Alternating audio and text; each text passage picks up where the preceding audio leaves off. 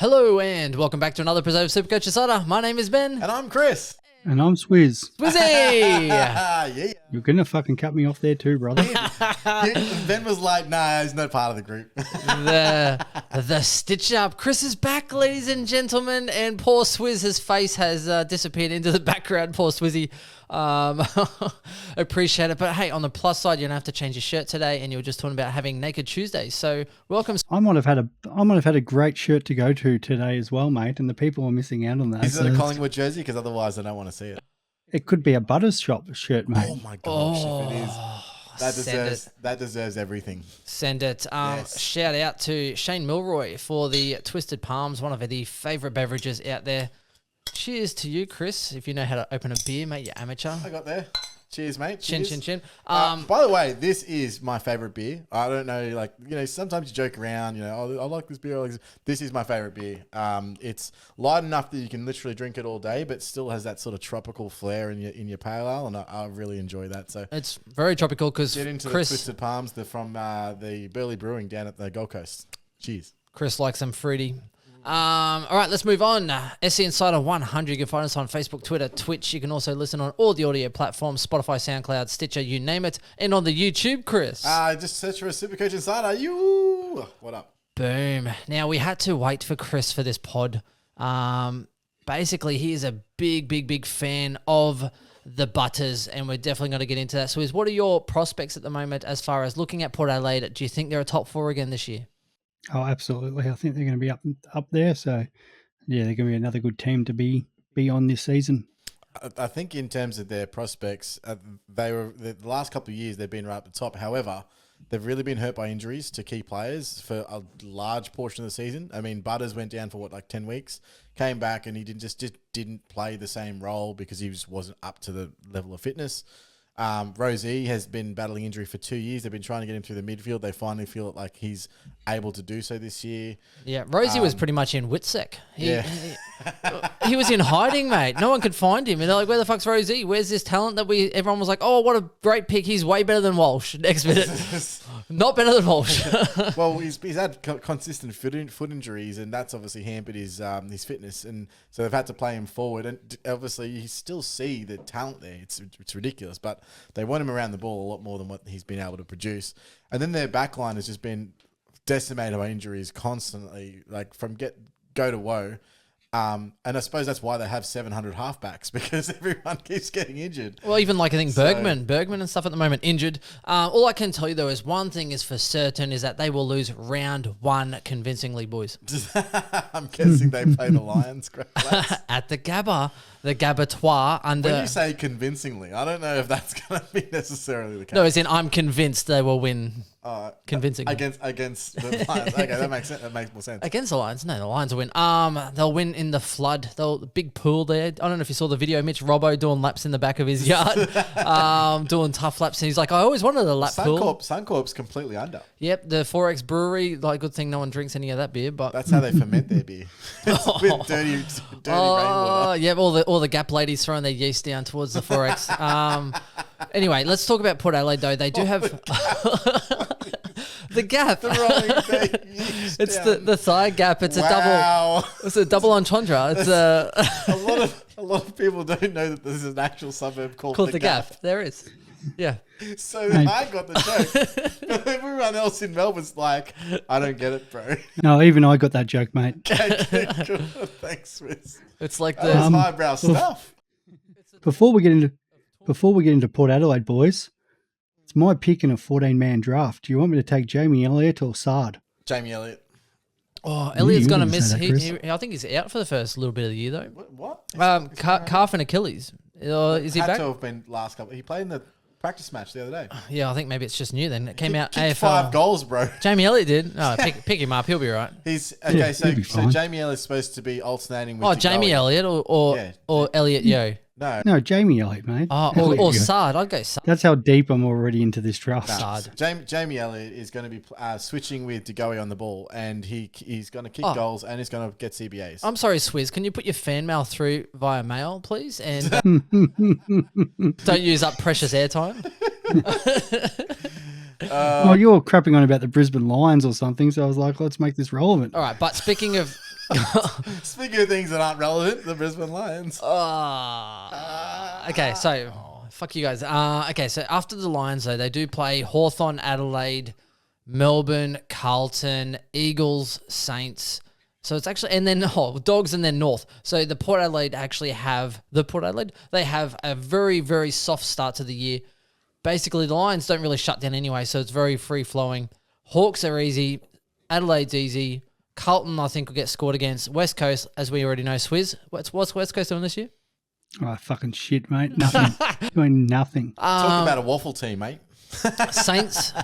Actually, did you hear about that, or should we leave it for the West Coast pod about the fucking waffle teams? But West Coast, because that's happening tonight, so you can wait for that one. And then North Melbourne as well, boys. So I honestly think if you're going to get on a Port Adelaide player, if Hayes becomes number one ruck, if Lycett's down, or they want to double down on their youth, go for it.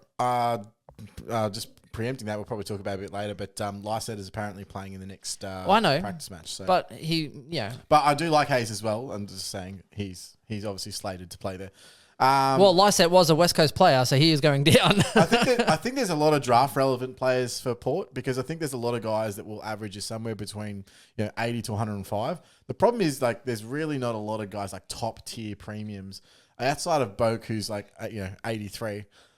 There really isn't someone that, and Wines, of course. They're a standout. Even these like Boak and Wines type premium mids.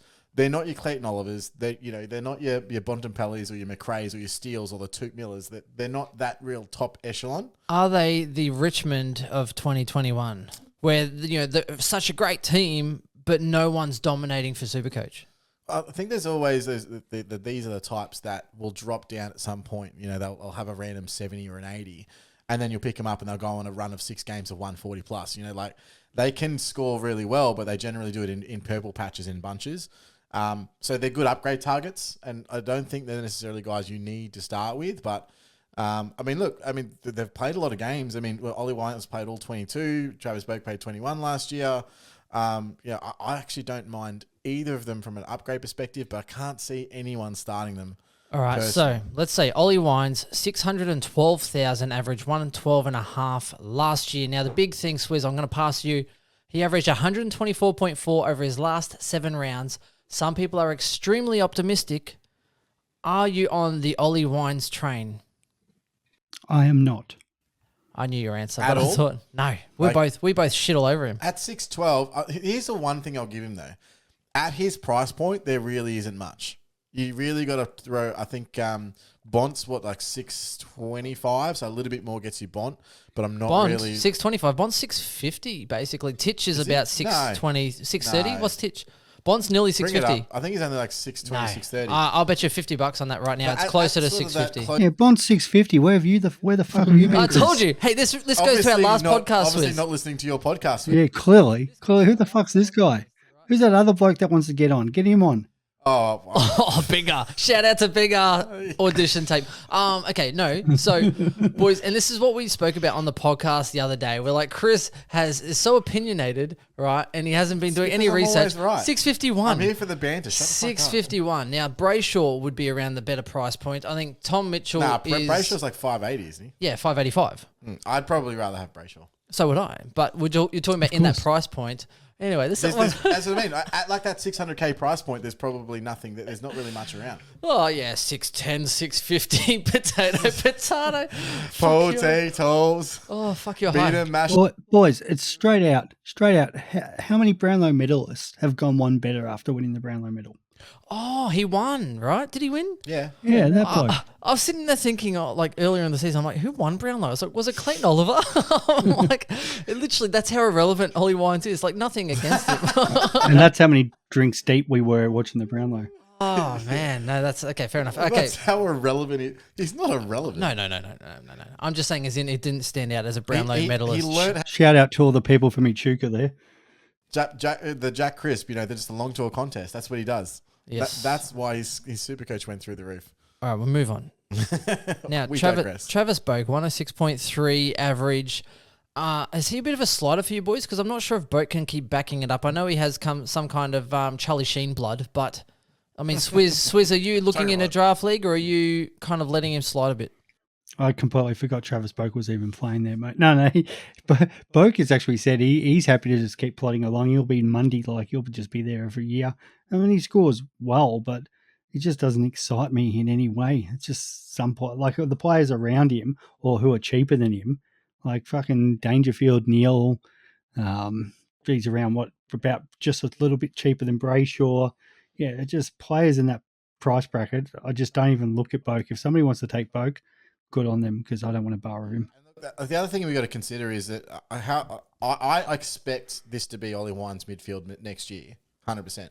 But they've already confirmed, obviously, Butters coming into that midfield as a CBA champion as well as Connor Rozee. Dan Houston's also said, I want to play midfield again, and he's supposed to be getting some CBAs. I don't know how well that's going to fly. And then you've obviously got the rotations from guys like Carl Amon. You've got Robbie Gray coming to pinch in there every now and then. And so how does these two main staples moving forward? One definitely aging and one coming up there. How's their mid-time looking? So I see Ollie Wines is still getting the premium mid-minutes, but I do see Travis Boak is potentially getting less and playing a little bit more in the forward line like he has done in his past career. And that's how they can get better. They can get better with more production from their guys that are coming up, from Butters, from Rozee, from these guys that are going to pinch it. Carl Amon, honestly, he's fantastic at the centre bounce clearance as well. And I really underrated. I know he's generally a winger, but his ball use is obviously really good, and he's really underrated at the centre bounce. So there's another guy there. But yeah, I do see Travis Boak as the one that probably loses out more than anyone else out of that midfield from last year. No, I agree. He can definitely push forward like he has previously, moving to other positions. It's an easy transition. Now let's go straight into the most spoken about player, the hype train, someone who went pick 12 in the YouTube draft league, which is absolutely fucking outrageous. Pick 12. Zach Butters. He is 400. You are kidding. 440. Pick 12. Yeah, 443. And it wasn't even me? No. 400. No, was it JB? No. So it was a YouTuber's thing. Someone took him at pick 12. Ben's other friends. I just don't... What? Ben's other friends. Okay, look, I like Butters, but I don't like him that much. Pick 12. And I'm the one saying he should be going 115, but that's a big risk. He overlooked Walsh and went straight for Butters. Well, I mean, he's overlooked. Well, Walsh is injured, but still. Same. Okay, so he's 440. Sorry, I haven't potted Carlton enough this preseason, so... Well, Chris, if you showed up now and then, you could pod enough as you fucking like, mate. I'm going to pod right over here and just shut the fuck up. 443k Butters, huge upside. What did he score? 167 in the trial game. Went absolutely big. I'm going to pass to Chris first, and then Swiz, you can rebut or confirm. Talk us up, Chris. Look, I think that when you watch players play, sometimes they accumulate the ball, or they do something special every now and then. Every single one of Butters' touches is absolutely fucking gold. His handballs are ridiculous. His first touch ability is insane. The way that he uses the ball is probably the most exciting, and that's why he gets such high Supercoach points, because his points per disposal are ridiculous. So you can be someone like Walsh, who is just an accumulator, hard worker, drives the ball, no frills about him, but he just gets the job done. Or you can be someone like Butters, who has X factor galore. And that's where Supercoach really comes into it, as opposed to, say, something like Fantasy or Dream Team or whatever.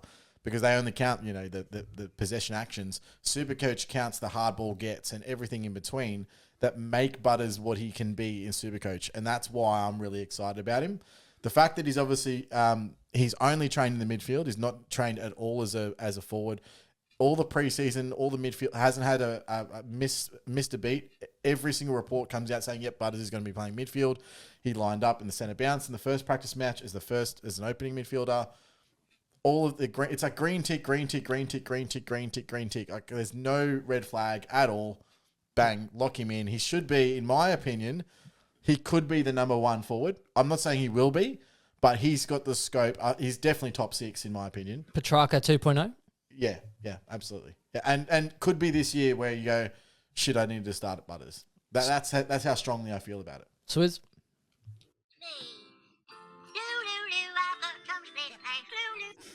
Thought I'd just play a bit of Butters there. Mate, I'm not as bullish as Chris is there, but I'm all over this guy, and that I think it's 100 100 basement at the very least. It's probably more 105 to 110. I won't be as far-fetched as Chris saying 115, but you're right, Chris. I've seen him in some drafts going in the first round. People are thinking this guy's the number one forward, and some think that the potential is through the roof. I would probably be – it's hard now because I want him in a lot of drafts, or the drafts that luckily in keeper leagues I've already got. But how can you take a guy if people are willing to take him in the first round? But I'm really surprised that his ownership's not more. And I'm gathering after he's this weekend coming up, I think it'll be a lot higher because I can see him. He's probably going to back it up, have another great game. I'm just surprised as well, like the lack of people that probably don't even watch Port Adelaide games, to be honest. And that's probably it. Why. Because when you see him with the ball, you just go, well, who did that? Like, it's those moments that you're watching games and you go, oh, God. You have those breathe-out moments of something that happens on a football field and watching it straight there and you go, oh, Butters again. He's that insane. Like, it's crazy watching him play. And so that's really it. That's 100% the reason why I'm absolutely in love with him. And his price point, I mean, obviously there's a risk because he hasn't done it for a season. Like, so we understand there's a body risk, obviously, because he does throw himself. One thing he does do is throw himself at the ball. He can put himself in situations to get himself injured, and that's an unfortunate thing. But I think there really isn't a clear one-out forward that you would say there is no injury risk. Like, who is the one? Like, show me that guy. Like, so Mitch Duncan? Josh Dunkley. Oh, you know, like Isaac danger. Heaney. Yeah, the danger for midfielder. Oh, fucking idiot. Oh, dude. Where'd you get those pants? The toilet store. I tried to join. Like, yeah, all the Dusty. guys that people are picking. Yeah, well, Dusty's probably not the injury prone one, but I mean, the I don't give a fuck one. I don't know. There's definitely a lot of reasons for, that's for sure. All right, let's move on and move. Well, no, let's not move on, Ben. We're not done talking about Butters. I did put on Twitter I think there's 7 locks at the moment, and Butters was one of them. I think only one person's argued the fact that Butters is in there. Everybody else is all on the Butters train. So the 30% that have him in? 31%? Yeah, get that up to at least 50%. I think everybody's jumping on this bloke. Yeah, it'll happen by the end of the weekend for sure, I think. Not only that, highly owned players as well. You kind of look at, we call it, was it the human factor when you have champion data or people that own a player? It's like you're kind of looking for everything good they do. It's like, oh, wonderful, that's a 1%er. Oh, this, and I know it's meant to be very unbiased, etc. But so many times we see in Supercoach where you're kind of like, what the fuck? Like this high, like Dustin Martin had nothing and literally is just gifted points because he's 50% owned or whatever. Yeah, so settle down there, champ. No, he did nothing. Dustin Martin, how dare you? How dare you? Greta Thunberg again. Why am I the boring, grumpy fucking guy now? All right. The other thing I just wanted to touch on just before, if people are looking at numbers from last year and sort of trying to draw a parallel. Here we go, 100 at halftime. He had 100 at halftime before he was injured earlier in the season. Then he came back and he played a different role. So the back end of the year is not really conducive to that. The front of the year, he obviously played a lot more time on the ball, but it's nothing compared to the time he's going to get on the ball this season. So just take last year's numbers with a grain of salt is all I'm saying. I think that's fair. The next Supercoach relevant player. So basically when you take, it's literally Butters Show from Port Adelaide, and then I want to talk about Josh Sin next. Now I know it's a rookie, but he is definitely the high... I reckon we go Sin, Hayes, and Mead, probably because they're the most relevant players. And then we're basically after that, it's mainly draft. Sprinkle in a bit of what Rosie, if you think Houston's absolutely not a flog and haven't been burnt by him before. But realistically speaking, Sin, he's a 157,000 defender mid, he had really good closing speed. So he was literally, kind of like Mario Kart up someone's clacker, just chasing them down. And he was very impressive also in the intra-club, also did some good things in the trial game. Swiz, what do you think so far? I'm going to pass to you because Chris probably has no fucking idea, hasn't watched any. No, I do, but I also... You can rebut Swiz first. Swiz, you go first. Swizz, sounds good. Swiz, what do you reckon? Well, my only danger with Josh Sin again is one of the Victorian boys, Sandringham Dragon. So they haven't had a lot of footy over the last couple of years, but, he captained the Vic Metro side, so that says a lot about him. He's a run and carry player, relies his speed, a great kick on him as well, and reads the play. So I think he was highly touted again in the draft. Fell to Port Adelaide, they couldn't pick him, quick enough. And the fact that Port is still going to be trying to get this flag, and they rate him high enough to get him into the side, I think it shows a lot about his pre-season that he's had. I think you have Bergman's injured. Now, Sampan Pepper is also injured, so he was already kind of looking best 22 before SPP went down. So I think that kind of might even help. I know they're not the same sort of positions, but when you kind of look at the shift of things. 50 halfbacks. Yeah. 50 of them. They have more halfbacks. Okay. Like, who else has halfbacks? Like St Kilda? But like, I don't know. They have ridiculous amount of halfbacks. They've got Carlton. Well, honestly, this is the only problem that I see with Sin. I actually do think he's very close to a round one debut. Carlton have 50 halfbacks because they have no one going forward. Everyone's a halfback when you play for Carlton. Sorry, go on. Charlie Kernow's full forward. He's playing halfback as well.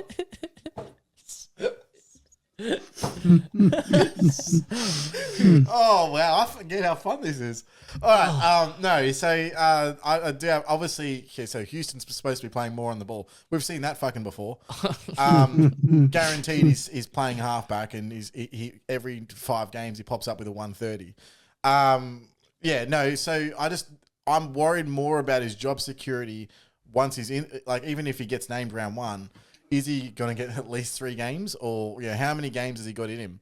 And that's my only thing. Now, what's saving him? If he was 123k, he'd probably be like, oh well, who cares? Like he's a 123k rookie, and he's got good scoring potential, but he's good not. role, blah blah blah. He's 160k, which sort of goes, okay, well, oof, that's a lot to be spending on a rookie with unknown job security at this point. And that's sort of my big, I don't know factor. What's saving him at the moment is that there really isn't a lot of defender rookies that are putting their hand up. So outside of what Charlie Dean is obviously there, I think O'Driscoll is a chance if he gets a gig round 1. You guys like DeConing for some unknown fucking reason that I don't know at all. Cozzy, mate. He's just Cozzy, but in the defence. No, but he's actually shit. Yeah, but mate, he's going to fucking play. He's playing every fucking game, mate. He's going to play. A long podcast, so I can tell you guys why he's not going to play. Mate, he's going to fucking play. They've got no choice but to play him. They've got plenty of choices. But yes, obviously, that's pretty much it. So if you're running, I'm running 5 deep currently in my defense.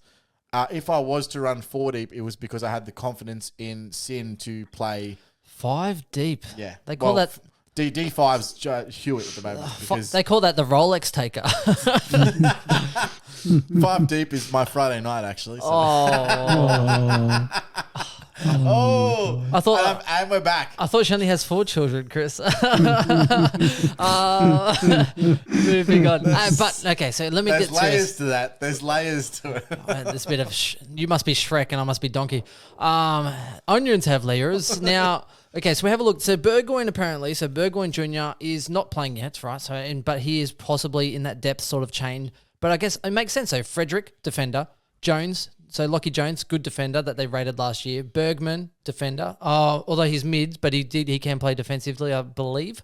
Bergman? Bergman played like basically all halfback last year. Yeah, so and then you have Bonner, you have Cleary, you have Burton, you have Darcy Byrne-Jones, you have McKenzie. McKenzie's probably on the way out, and you have Alira. So I do understand what you're saying. 100 halfbacks. There's a lot of halfbacks and a lot of defenders. McKenzie, for me, is probably out. Alira, Byrne-Jones, Burton, I think are best 22.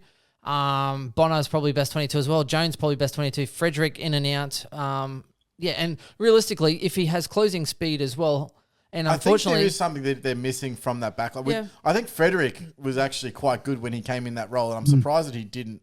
Like, they just dropped him, and everyone was like, because didn't people have him on, like... But he has subvest all over him, which could be the exact same as Sin. It could be the same as Sin with the subvest. Sin scares me because of the job security in that backline. That's the only thing I'll say. Sins should scare you, Chris. Yes, that's true. Like, Charlie Dean's not going to be a sub. Like, so he's going to be your on-field guy, in my opinion. I think you got to kind of play him on field. I'm not sure that I can rely on Sin at the moment on field. DeConing playing the same role, probably the same position as Dean, and you say play him on field. If you can't rely on Sin, then why you pick it? You wouldn't pick him. No, I just don't think you can. Like I have him right now, but I'm not sure if I'm going to line up with him round 1. I'll be honest with you. Yeah, I don't know what options we have at this point, but we'll see. I don't know. Look. Okay. I mean, look. The great thing is he plays for Port Adelaide. Obviously, Hinkley is very open with his information, right? So you're going to find out before round one what they're looking at. All right, let's move on because otherwise we'll be an hour talking about Port Adelaide. Sam Hayes is next, the 123k ruck. Ready to make his debut, has impressed with his performances on the track and has football smarts. He really pushed Lycett through the preseason. He had, I think, Lycett tweaked an ankle, so he played probably about half of the time in that ruck there as well. Someone that I'm watching for. I'm kind of looking at the aesthetics test. When you look at Laddams, I think left, so does that leave some room open? But he apparently they were impressed. They signed him up again. He's deserving a role, so they kind of feel like he's due for a game. But it's about whether A, he can keep it, or whether he can actually push Lycett out or to a shit role like standing forwards. I don't think he's going to ever push Lycett out, but the great thing is about Lycett is that he can play forward. So they might shift Lycett to sort of the forward. That's what I mean.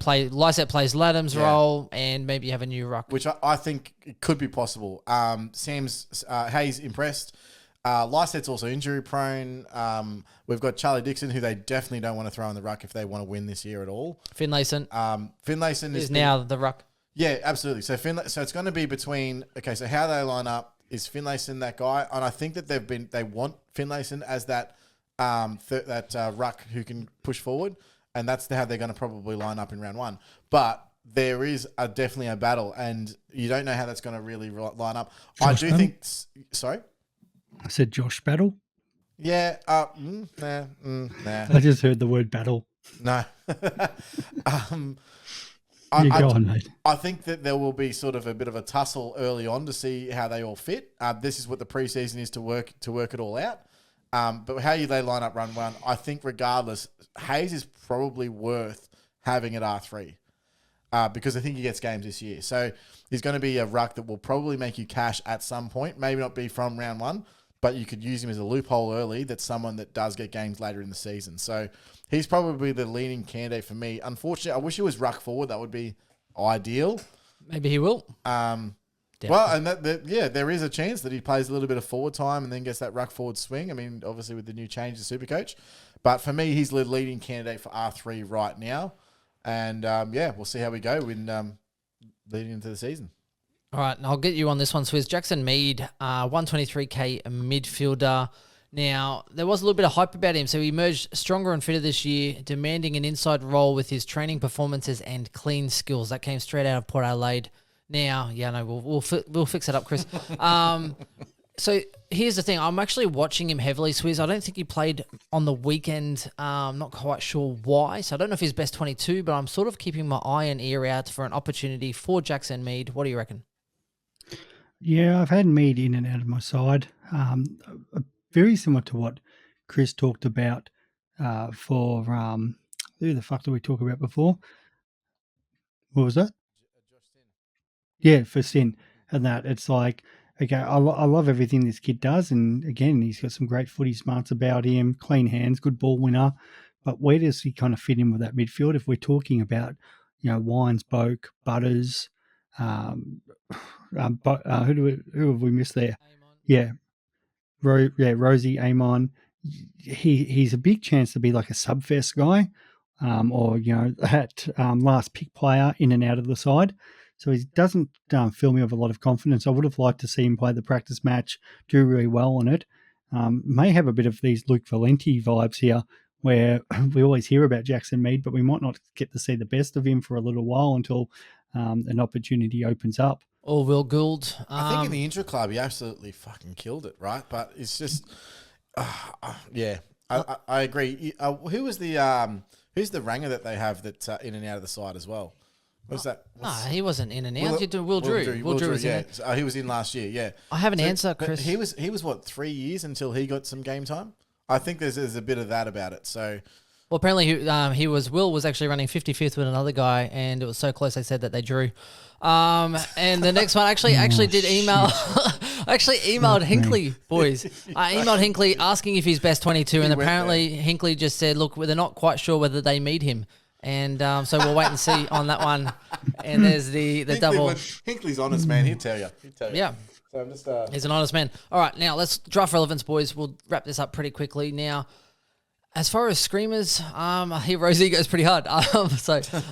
Rosie for me, I think has a little bit of value. 73 average. I think he can average more than that. Oh, easy. Yeah. So 85 to 90, in my opinion, this year. So easily 10 points fat there that I'd happily pick him over that 80 mark. Unfortunately, the hype players like him, everyone's always, it's like the Petrarca. People always pick him 5 to 10 points early because they know potential and they hope, if they like that sort of team, that they can sort of do that. So the other one I think has a little bit of potential is Dersma. Only issue is he's a midfielder only, but again, another guy who, if you're really big and really have one of those draft leagues that's quite big, Dersma has averaged you, low 80s and stuff previously, so I think there's a little bit of potential there. And I'm still waiting for Georgiades to actually, keeper leagues, so talented, absolutely a freak, and I'm waiting for the day that he actually starts to follow through. Do you actually have him in a keeper league? No. Really? Not, I'd like him, though. I really like watching Georgiades. He's just passed. But he's more to the waiver wire. More dynamic.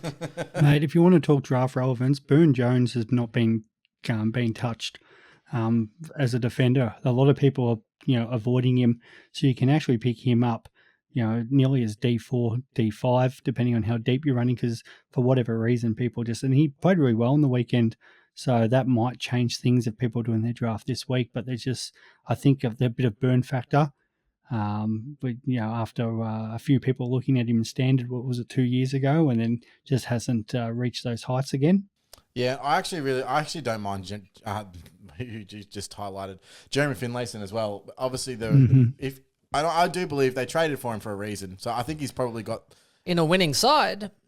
Points are there, and he won't get any attention either. He was playing main forward. Hogan was always in and out of the side. He'll play probably full forward that obviously gets ruck tap out. So, I mean, what we know about that is he's got an opportunity to score. Now, whether that turns into points, that's a big guess. But, what's the average last year? 68.3? I'd take him on your bench. He could pump out at 85. He could. And could get ruck flexibility. Yeah, exactly right. Yeah, so, I mean, he could be really, really important deep in standard leagues this year. So standard draft leagues, I should say. Yep. So I don't really mind him. I actually really like Alir because he's just got the potential to go huge. The guy's so nice they named him twice. Absolutely. But look, there is, as I said at the start of the pod, there's a lot of guys here that could, on any given week, really give you a good score. Therefore, they're draft relevant. And there's a lot of guys that average you anywhere between, say, 75 to 95. And that range is generally the guys that you're picking up later in your draft league. So I think Port, from a draft perspective, are really interesting. Yep. The one I'm going to you here, Swiz, with Amon, we touched on him earlier. Now, are you picking him at a 93.4? Do you think he'll maintain or improve, or are you just not 100% sure? Because I actually find it really hard to place Amon this year as far as averages in a draft league. Yeah, it's a good question.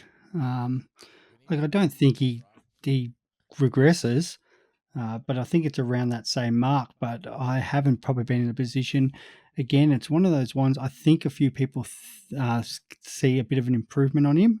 And because midfielders probably don't run as deep, people are jumping on those mids, where I'm probably looking at sort of more those value players, your Lipinskis and stuff like that. So I'm not jumping at Amon thinking there's a few, hidden gems a little bit later on.